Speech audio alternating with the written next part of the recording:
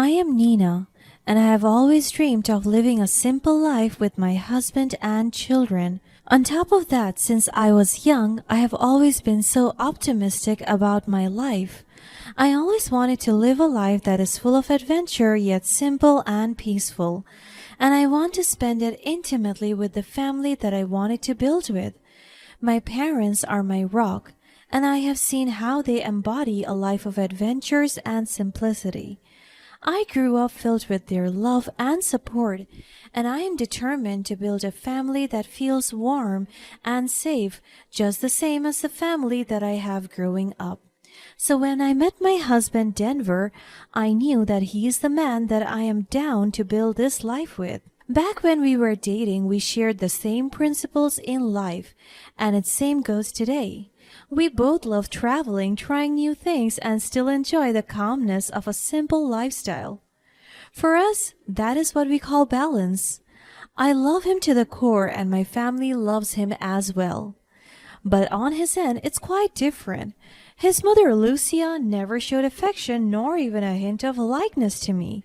She often talks to me with no respect, as if she would just straight up say to my face, "I don't like you for my son," and it does feel that way. Her actions towards me are terrible.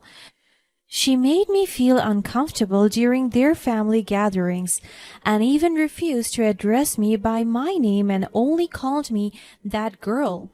It hurts because I'm trying my best for her to like me, but no matter how hard I try, she still hates me. I would often hear her talk bad about me to their relatives whenever my husband, who was my boyfriend at that time, would invite me to their family gatherings, which happens often. I heard her gossiping about me with Denver's aunt in the kitchen.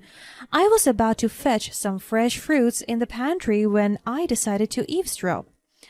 She's so grim. Whenever she was at our house, the atmosphere would go dark immediately. She has that bad vibes that annoy me, that make me want to smack her face out. I mean, just look at her. What a dull woman.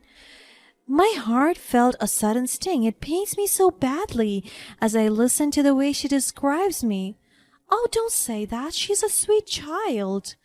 Denver's mother laughed so hard, mocking his aunt. Are you joking? There's nothing sweet about that girl. She's tasteless and ugly, and her style is a piece of rubbish. I wonder where my son met her. At first I thought of her as poor and living on the brink of poverty. Denver's aunt heaved a sigh. I don't know what you are talking about, but I don't see her that way. Well, I only want what's best for my son, and that girl will only bring him to tragedy. I prefer my high school best friend's daughter more. That lady has more class than that dumb-looking whore named Nina.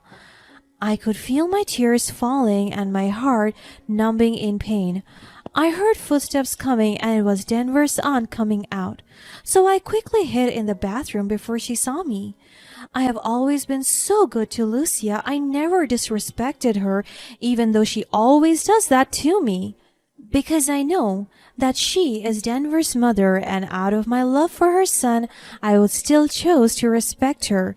That conversation got imprinted in my head. It tormented me for how many years, and it stemmed out my insecurities and heartaches. I never told Denver about it because I don't want to cause any trauma. Nevertheless, his mother's disapproval of me didn't stop us from continuing our relationship. Denver and I were engaged, and his mother has nothing to do about it. And after months of preparation, we got married. He promised me that he will never let his mother hurt me again, as we were building our own family from now on. But little did we know, Lucia has been planning to stay with us. She convinced her son to let her stay at our place, and because of Denver's soft heart, he agreed. And to me, that is a wrong decision. But I didn't even try to argue because I don't want to sound like the bad guy here, so I compromised and welcomed her to our humble adobe. I thought now that I am Denver's wife, everything would be better, but it gets worse.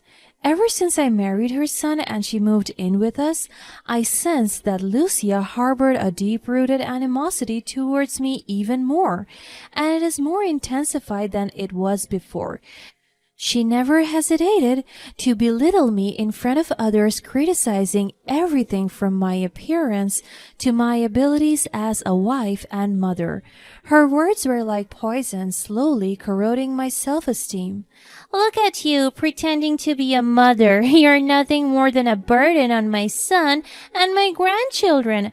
I bet they would be better off without you. I was taking care of my eldest daughter because she was having a fever, and my mother-in-law decided to drop her insults again. I am so done with all her shit. So I remained silent, holding back tears, and just focused on my child. You can't even handle simple tasks. It's no wonder my son has to go on business trips to get away from you. You're a failure as a wife and mother. And look at my granddaughter. She's sick because you weren't able to take care of her. You're a worthless mother. She clicked my head with her pointed finger. She even grabbed my hair because she was so angry at me. But I just took a deep breath and tried to maintain my composure. You think I don't see how you struggle? You're pathetic. I raised my son better than this. I bite my lip, refusing to give Lucia the satisfaction of a reaction. You're a stain on this family's reputation. I don't know how my son could have chosen someone like you. You're a worthless whore, dumb and stupid. I closed my eyes momentarily, trying to block out the hurtful words, but I could feel the tears slowly forming in my eyes. If it weren't for those kids, I would have thrown you out long ago. You're nothing but trouble. I would want you out of our lives. I remained silent as I continued brushing the warm towel on my daughter's forehead. I just focused on the love I have for my children, finding strength in their presence. Until she grabbed my chin and harassed me. Look at me, you idiot! Do you want me to take out your eyeballs? You are lucky my son provides for you. Otherwise, you would be on the streets begging for scraps. I took a deep breath, knowing that my restraint is the best way to protect my children from further harm. I didn't answer her and I just stared at her. I can't believe you're their mother. They deserve so much better than you. Her grip on my chin was so tight that I was fighting to hold back my tears, and then she let go of me. She went out and opened the door, but as soon as she got out, my 6-year-old younger son was at the door, holding his phone, and his face was filled with concern. He immediately ran towards me and hugged me so tight. I wanted to fight back. I wanted to hurt her the way she hurt me, yet, for the sake of my husband and children, I endured her verbal abuse. Yes, children. Denver and I have 2 children now, and imagine the mental and emotional torture that Lucia caused me for almost 10 years now.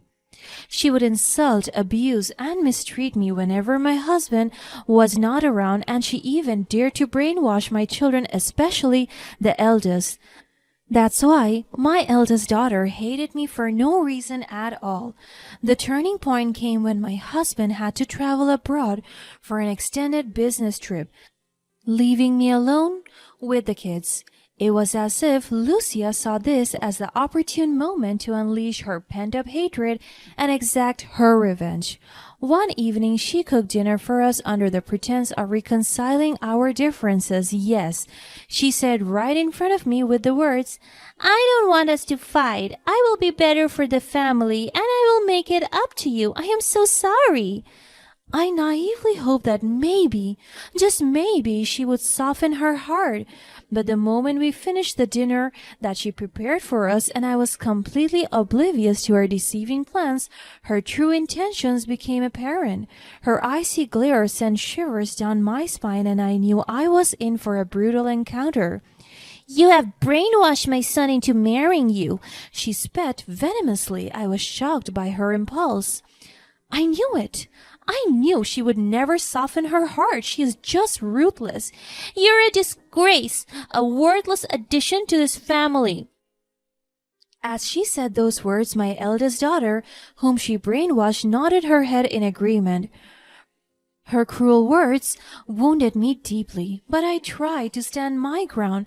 I didn't want to show her how much she hurt me, but my efforts were in vain. Please, Lucia, enough with this. She just laughed at me and rolled her eyes. Why? Because it is true? You're nothing but a speck of dirt in our lives. Your children hate you, and my son will never come back for you. You're a loser clinging to life. That is not true. Our family is stronger than you ever think. I don't know why you hate me so much. All I ever did was to do everything just to please you, but you never liked me. I am so tired of all your disrespectful words and mistreatments. Within moments after I said those words, she erupted in rage, hurling insults at me until she finally screamed, "Get out of my house! You don't deserve to be here! You're worthless and dirty!"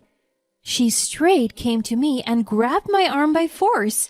Her grip was so tight that I could feel my arm stinging in pain. She even grabbed my hair and dragged me to the front door.